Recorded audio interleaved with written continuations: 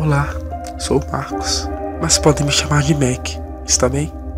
Minha história é um pouco direta, ou pelo menos, no início, não quero afastá-la com a minha estranheza.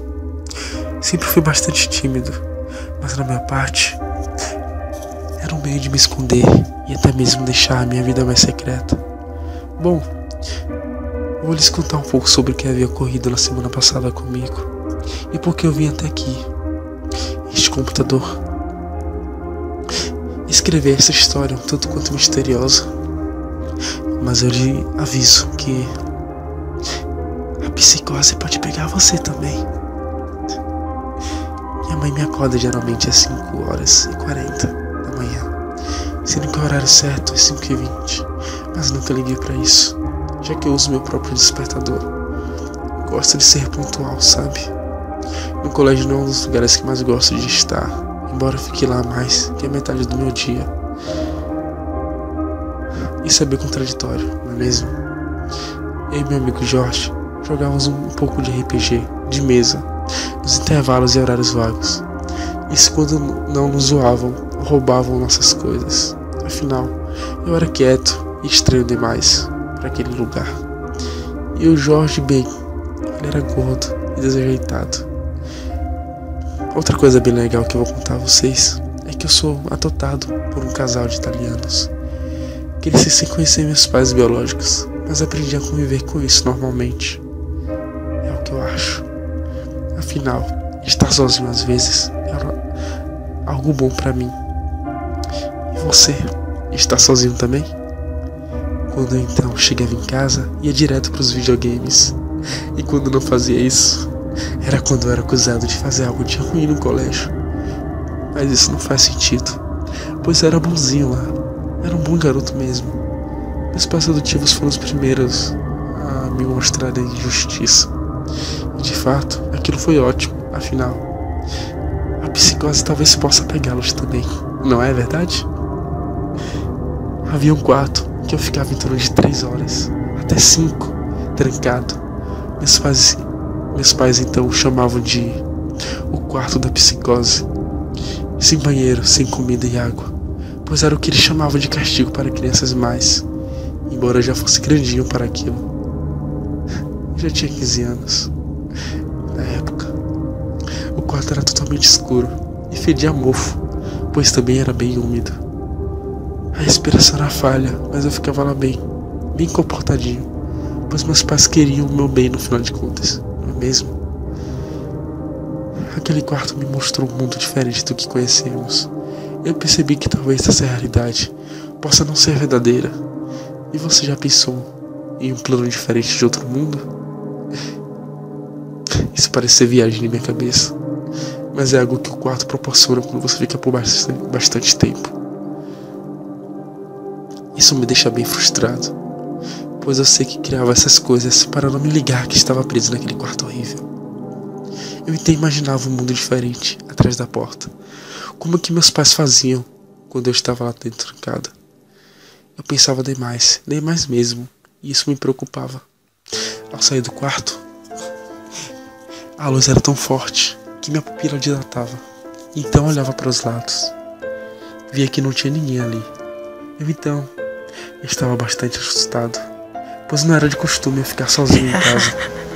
Quando eu estive naquele quarto, era quando eu achava estar em outro lugar, e era tão real quanto o mundo que você vive diariamente.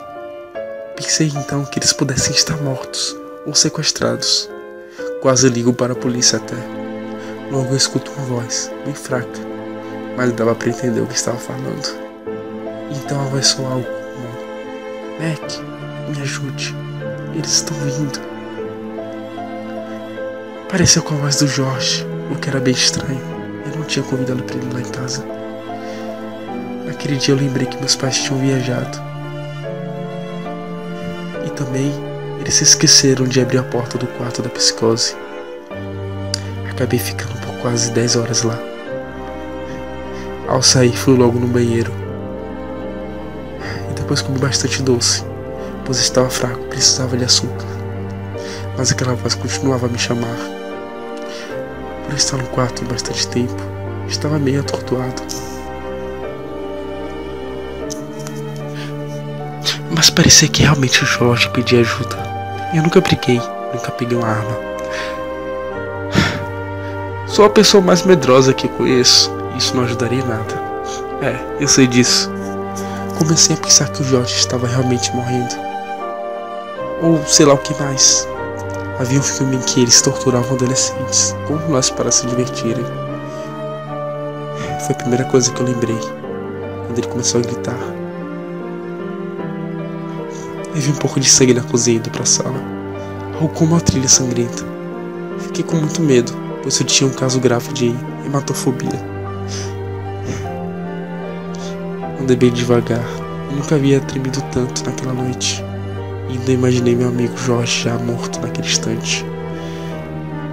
Pois ele parou de me pedir ajuda. Logo fiquei mais desesperado. Eu queria gritar algo como: estou indo te ajudar, aguenta mais um pouco. Mas minhas cordas vocais tinham travado por causa da hematofobia. Até aqui, eu chego na sala e percebo que há alguém sentado em meu sofá. Tinha pego uma faca da cozinha. A primeira que eu tinha visto.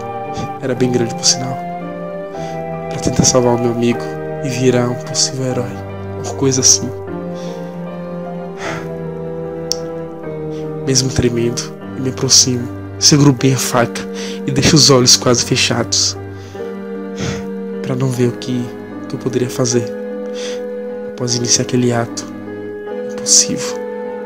Mas com muito medo e desespero, eu então ataquei. Então eu corto sua garganta por trás, puxando para um corte vertical. E dava para sentir sua garganta dilacerada, junto às lágrimas, perguntando onde estava meu amigo Jorge. Eu então ando um pouco para frente, para então tentar ver o rosto do possível assassino.